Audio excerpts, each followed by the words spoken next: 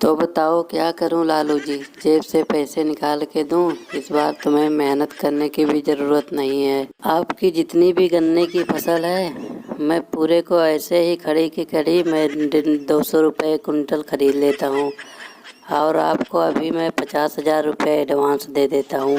और बाकी के आपके गन्ने की फसल जब कटकर ट्रैक्टर टाली पे लोड होता रहेगा, धर्म कांटे पे जाकर वजन करूँगा। जितनी ओजन होगी उतना आपके 200 रुपये पर कुंटल के हिसाब से आपके पैसे दे दूंगा। आपको अपने गन्ने की फसल को कहीं भी ले जाने की ज़रूरत नहीं है, आपके घर पे ही पैसे मिल जाएंगे आपको, और आपके गन्ने की फसल मैं ले लूँगा। जी, आपके बात का जवाब मैं कैसे दे दूं? इस गन्ने के फसल को मैंने और मोदी जी ने मिलके उगाया है, तो मैं अकेले कैसे आपके बात का जवाब दे दूं?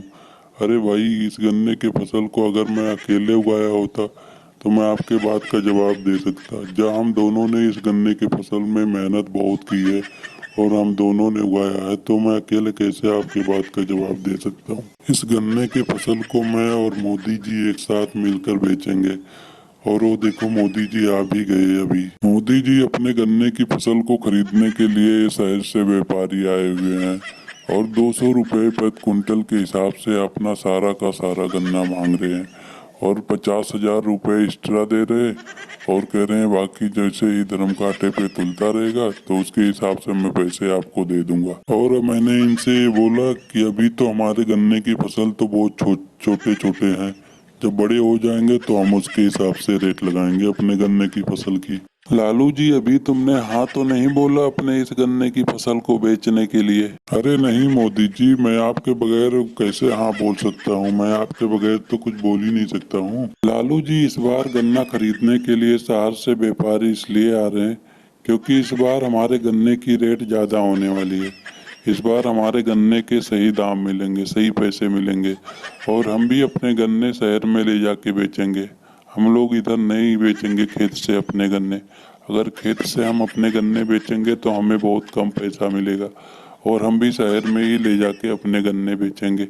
तो भाई साहब, सेठ जी, आप वापस आइए, हम अपने गन्ने आपको नहीं बेचेंगे। देख लो मोदी जी, आपका सारा गन्ना के खेत से ही बिक रहा है। आपको काटना पीटना और ट्राली पे लोड करके ले जाना नहीं पड़ेगा। आपको इतनी मेहनत नहीं करने पड़ेंगी, आपको सारा पैसे आपके घर पर ही मिल जाएगा। तो आप देख लो, एक बार दोबारा से सोच लो कि आपको गन्ने बेचने हैं कि नहीं बेचने हैं। भाई साहब, हमने सोच लिया है कि हमने अपने गन्ने खेत से नहीं बेचेंगे, हम अपने गन्ने शहर में ले जाके चीनी मिल में बेचेंगे। भले ही हमें इतना मेहनत करना पड़े, हमें काट के अपनी ट्राली पे लोड करके लेकर जाना पड़े, लेकिन हम शहर में ही ले जाके बेचेंगे। अच्छा, आप मुझे ये बताओ कि हर साल व्यापारी लोग नहीं आते थे गन्ने खरीदने के लिए, इस बार व्यापारी बार बार क्यों आ रहे हैं? अरे भाई, इस बार चीनी का रेट बढ़ने वाला है, इस गन्ने का रेट बढ़ने वाला है, इसलिए शहर से बार बार व्यापारी आ रहे हैं। तो मैं अपने गन्ने शहर में ही ले जाके चीनी मिल में बेचूंगा, वहाँ मुझे अच्छे पैसे मिलेंगे। मैं आपको गन्ने नहीं दूंगा, आप अपने शहर वापस जाइए। वैसे मोदी जी, अगर आप अपने गन्ने की खेती को इधर ही बेच देते तो मैं भी अपने गन्ने की खेती को इन्हीं सेठ जी को बेच देता। योगी जी, अगर आपको अपने गन्ने की फसल इन भाई साहब को बेचना है तो बेच दो, लेकिन मैं अपने गन्ने की फसल को चीनी मिल में ही ले जाके बेचूंगा। वहाँ पर सरकारी दाम मुझे अच्छा भी मिल जाएगा और मैं उधर ही ले जाके अपने गन्ने की फसल को बेचूंगा। वैसे मोदी जी, आप हमारे गांव में सबसे ज़्यादा पढ़े लिखे हैं और आपकी बात को भी सभी लोग मानते हैं, और आप हमारे गांव के मुखिया भी हैं। तो जब आप अपने फसल को इन भाई साहब को नहीं बेच रहे हो तो हम भी अपनी फसल को इन भाई साहब को नहीं बेचते। अगर आप बेचते अपनी फसल को इन भाई साहब को तो हम भी बेचते। अरे केजरीवाल, मोदी जी जो करते हैं सोच समझ के करते हैं। लगता है इस बार गन्ने का रेट ठीक ठाक आएगा, इसलिए मोदी जी ने अपने गन्ने नहीं बेचे। तो तुम भी अपने गन्ने मत बेचो, इस बार मिल में ही ले जाके बेचना, सरकारी रेट गन्ने का अच्छा मिलेगा।